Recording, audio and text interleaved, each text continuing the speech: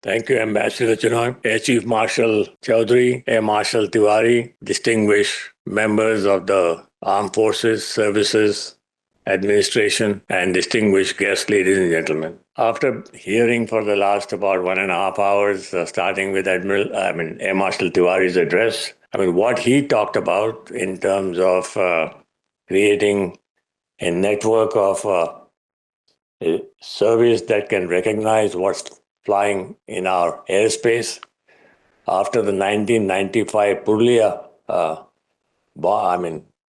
arms, whatever happened. That's extremely impressive and I feel very safe flying in the Indian air. So, it's amazing what people can do if you are challenged. We heard the lady from Ukraine talk about how the transition in the Ukrainian war happened from 2014 to 2022 and from 2022 to now. And there are a lot of lessons about this that we have to learn. Last Monday, that's 3rd of November, we had the Viksit Bharat session in Honorable Prime Minister was there and gave a speech about how his vision of Viksit Bharat can be achieved. And we had a small panel, 7 of us. I was one of the panelists in that. And I was asked, we had 3 questions that we all had to talk about for 3-4 minutes each. It wasn't long speeches. But the last question was, in one word, can you explain what is required to be done in India to make this happen? So when my turn came, I said trust. I think this is something that we lack very badly in this country. And let me talk a little more about it. I don't want to talk about my company and what we do. We do a lot of things, not only artillery guns. We first designed our own gun, then we designed, along with DRDO, the ATAC, which is probably the most advanced artillery gun on this planet today. It's software driven, it's fully autonomous. It can have 20 guns working autonomously with single control. And we have many other platforms. We have almost 10 different platforms that we have designed. And the beauty of that was that I just picked up young engineers from our forging business and I put them on this job and gave them a mission. This is what makes things happen. If you are able to convince a group of people that this is required, this is important for the country, this is important for the country's defense, then they do anything and everything to make that happen. And that's, I think, the example that Air Marshal Tiwari gave about what the Air Force is doing. But most impressive for me was what I heard from the lady from Ukraine. Because here is where, and I know some Ukrainians because we are working with some Ukrainian companies in another area. Here is where a group of young people, middle-aged people, engineers, scientists, got together on their own, created products to defend their own country, and went on the front line to deploy those products.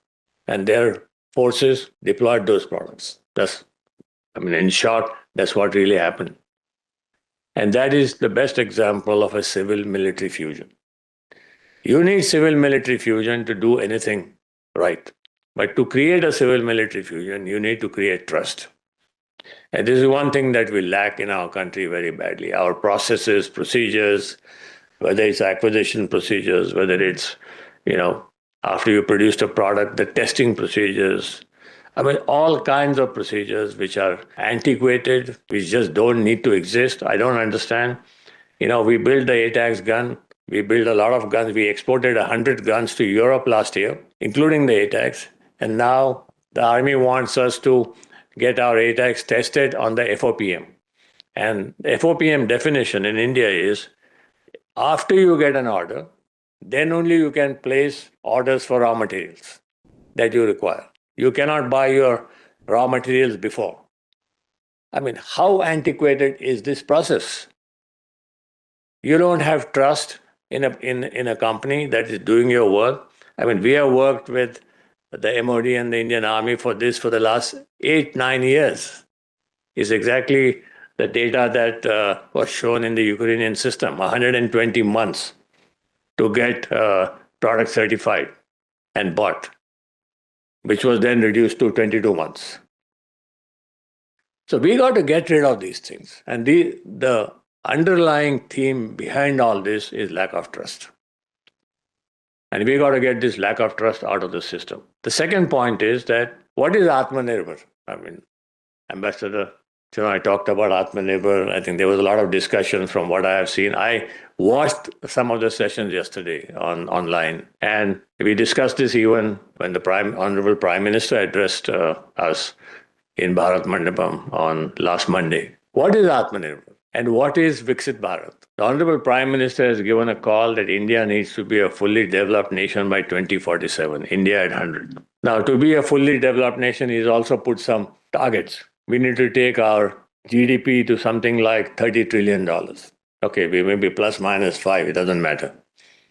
But from where we are today, 4 trillion to 30 trillion, we're talking about a big jump. How is this going to happen in the next 22 years? We have 22 years more to make this happen. We are just about putting the policies in place for all the things we should have done 20 years ago, whether it's the policy of creating the AMCA, the fifth generation fighter. And I was really happy to hear from you, Air Marshal, that you have a lot of technical people from the Air Force, and we have also bid for the AMCA. And if we ever get that program, that's where I'm going to go to get your technical manpower. Because you need this. Everywhere in the world, it is the military that works with industry to create whatever products you want to create. It's only in India that, there's so much of distrust that nobody wants to work with industry to create this. And I think we got to get this distrust out of the system. The second thing I want to talk a little bit about, I'll give you an example of Nokia. You heard of Nokia. Nokia was the first company that created the smartphone before 2007. The entire smartphone technology was with Nokia, which nobody else had. Apple didn't have it. Google didn't have it. None of those people had it. Now, why did Nokia fail? There's a very nice article by a Harvard professor, which has come in the Harvard Review, as to why Nokia failed. And Nokia failed because the CEO of Nokia started distrusting his own people. And the morale of his organization went down very rapidly. As a result of which, he had people who were only yes men who were telling him things that he liked. There was nobody who was telling him what is wrong with the organization. It was a matter of 2-3 years that Nokia lost all the advantage that it had in smartphones. If you look at what makes a program successful, it is 5% strategy, it is 95% execution. Now, what is execution? Execution is all about people. It's not about technology. It's 5% technology. It's 95% people.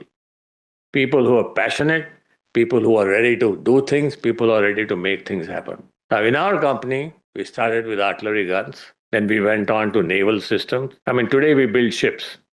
Navy has so many shipyards and they build ships there. But what do they actually build? They only build the vessel body. The entire drive system of the ship comes from abroad. The guns on the ship come from abroad. Nobody is able to make this here. And we have this propensity in this country, especially in the system, that first you have to go to public sector to ask them to make something. So Navy gave an order to one of the public sector units 20 years ago to make the guns. There are 2 guns on a naval ship. There's a 30 millimeter gun, which fires at a very fast rate, and there is a 76 millimeter gun. The Navy has decided not to go for the 127 millimeter, which is the bigger gun that many American ships and European ships use. But till today, nobody can make this gun. So we have taken up the challenge. Our 30 millimeter gun will be ready in March, and the 76 millimeter actually has gone for firing to Balasore. Now, these are the kind of things are easily possible in this country. You crowdsource innovation. I'll give a